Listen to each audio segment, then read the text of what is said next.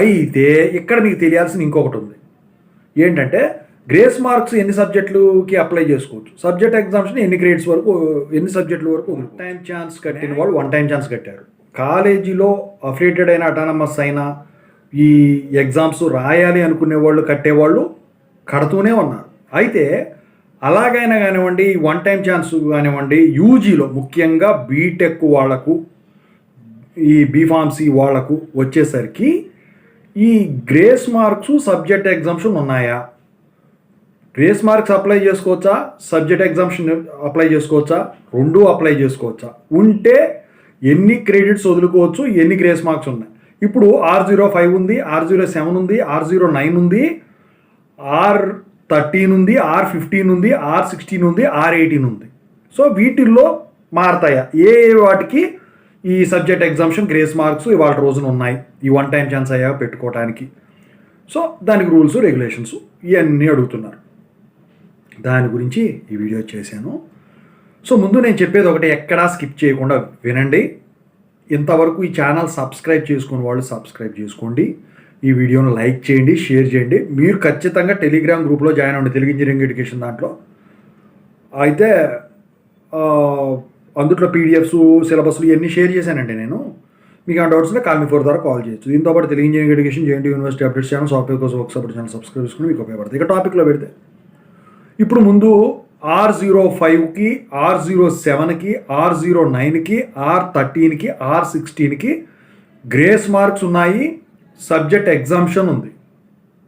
R18కి grace marks మాత్రం ఉన్నాయి, subject exemption లేదు.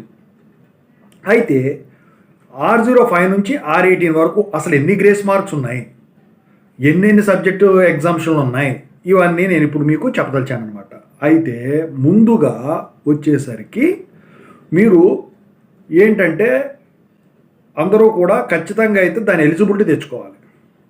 ఎలిజిబిలిటీ ఎలా వస్తుంది, ల్యాబులు కానీ, వైవా వయసులు కానీ, లేకపోతే ఇంకా వచ్చేసరికి ఈ సెమినార్లు కానీ, మినీ ప్రాజెక్టులు కానీ ఏమన్నా ఉంటే అవి క్లియర్ చేసుకోవాలి. వాటికి మీరు గ్రేస్ మార్క్స్ కానీ సబ్జెక్ట్ ఎగ్జామ్షన్ కానీ అప్లై లేరు.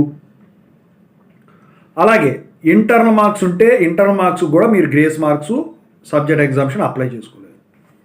అయితే R05కి గ్రేస్ మార్క్స్ కావాలంటే అప్లై చేసుకోవచ్చు. ఎన్ని గ్రేస్ మార్క్స్ అప్లై చేసుకోవచ్చు, 8 గ్రేస్ మార్క్స్ అప్లై చేసుకోవచ్చు.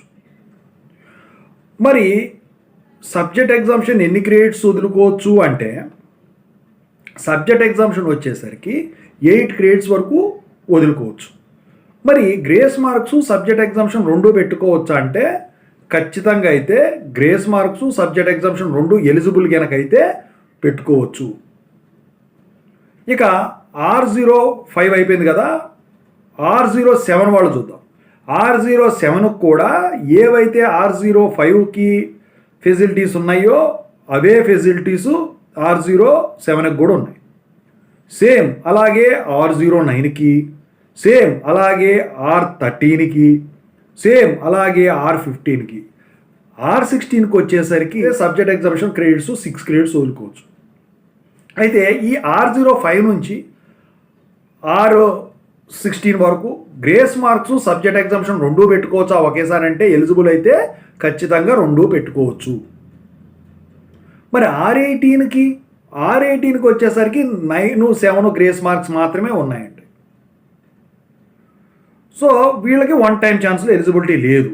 ఎందుకంటే వన్ టైం ఛాన్స్ 8 ఇయర్స్ అయిపోయిన వాళ్ళకు. మరి ఇప్పుడు మీరు అడగచ్చు ఏంటంటే, ఈ grace marks subject exemption apply చేస్తాం కదా, తత్కాల్ ఫీజు కట్టుకోవచ్చా? సో వీటికి తత్కాల్లో ఫీజు అనేది లేదండి. మీరు కంపల్సరిగా కాలేజ్ ఏదైతే చదివారో దానికే వెళ్ళి మీరు పెట్టుకోవాలి. ఒకవేళ ఆ కాలేజ్ లేకపోతే, సో ఆ కాలేజ్ లేకపోతే ఏంటంటే వాళ్ళు ఒకటి చెప్పారు, దాని ద్వారా మీరు కన్సల్ట్ అయ్యి వాళ్ళ నుంచి మీరు ఈ ఫెసిలిటీ అనేది లబ్ధి పొందాలన్నమాట. అయితే ఇక్కడ కొంతమంది అడుగుతూ ఉన్నారు ఏంటంటే, సార్ ఇప్పుడు నాకు ఈ గ్రేస్ మార్క్స్ సబ్జెక్ట్ ఎగ్జామ్షన్ 2 ఎలిజిబులే. మా కాలేజీ వాళ్ళు ఇప్పుడు దాకా చెప్పలేదు. అయితే ఎగ్జామ్ ఫీజు వదిలేసేసి ఇది కట్టుకోవచ్చా? మీ కాలేజీ వాళ్ళు ఒప్పుకుంటే చేయండి, ఒప్పుకోకపోతే కుదరదు. ఇంకా ఏంటంటే మీరు ఎగ్జామ్ ఫీజు కట్టుండి ఒకటి రాసేసి మిగతా 2 వదిలేద్దాము లేదా బెస్ట్ తెచ్చుకుందాం అనుకుంటే మాత్రం అది చేసే ముందు ఖచ్చితంగా మీ కాలేజ్ ఎగ్జామ్స్ వెళ్ళి వాళ్ళని కాంటాక్ట్ అవ్వండి. సార్ మరి మేము ఇలా చేద్దాం అనుకుంటున్నాము, మరి మన దాంట్లో subject exemption grace marks as per university rule ప్రకారం ఇస్తారు. అది అటానమస్ అయిన ముఖ్యంగా అటానమస్ వాళ్ళు అడగండి, అఫిలియేటెడ్ వాళ్ళు కూడా అడగండి. ఎందుకంటే ఒక్కోసారి వీళ్ళు ఇవ్వరు. మీరు అడిగితే కానీ అక్కడ యూనివర్సిటీకి వీళ్ళు మెయిల్స్ పెట్టరనమాట. ఓకేనా? సో ఈ గ్రేస్ మార్క్స్ అనుకోండి లిస్టులు వచ్చాయి, అయితే లిస్ట్ వస్తేనే అప్లై చేసుకోవడానికి ఉంటుంది. నాకు తెలిసి ఈ వన్ టైం ఛాన్స్ అప్లైకి సంబంధించిన ఎలిజిబుల్ క్యాండిడేట్ లిస్ట్ మొత్తం కూడా మీ కాలేజెస్కి పంపించారు. ఒకసారి కన్సల్ట్ అవ్వండి అని వీడియో పెట్టాను నేను. ఎంతమంది కన్సల్ట్ అయ్యారు? సో ఈ గ్రేస్ మార్క్ సబ్జెక్ట్ ఎగ్జామ్షన్ ఆ పలానా రెగ్యులేషన్ వాళ్ళకి R05 నుంచి R16 వరకు లైఫ్ టైం అంటే ఖచ్చితంగా లైఫ్ టైం అనండి. ఎప్పుడూ కూడా దాన్ని తీయరేక. కాకపోతే ఈ నెంబర్ ఆఫ్ ఛాన్సెస్ అయిపోబట్టే కదా మీరు వన్ టైం ఛాన్స్కి వచ్చింది. ఆ వన్ టైం ఛాన్స్ కూడా పిలవటం గనక మానేశారు అంటే మాత్రం మీ డిగ్రీ క్యాన్సిల్ అయిపోయినట్టు. అదొకటే చాలా జాగ్రత్తగా గుర్తుపెట్టుకొని రాయండి. కట్టిన ప్రతి రూపాయికి ఇచ్చేయండి. సో పలానా ఇంత ఎలిజిబుల్ ఉంది, దగ్గరలో ఉన్నవాళ్ళు ఎలిజిబుల్కి దగ్గరలో ఉన్నవాళ్ళు ఏం చేస్తారంటే ఆ ఎలిజిబిలిటీ కండిషన్ తెచ్చుకొని పెట్టుకోండి. కాదు ఎలిజిబిలిటీ లేని వాళ్ళు ఏం చేస్తారు, ఖచ్చితంగా పాస్ అవ్వడానికే చూడండి. మీ అదృష్టం ఏంటంటే CBT ఎగ్జామ్స్ కూడా ఇంటర్నల్స్కి ప్రొవైడ్ చేశారు.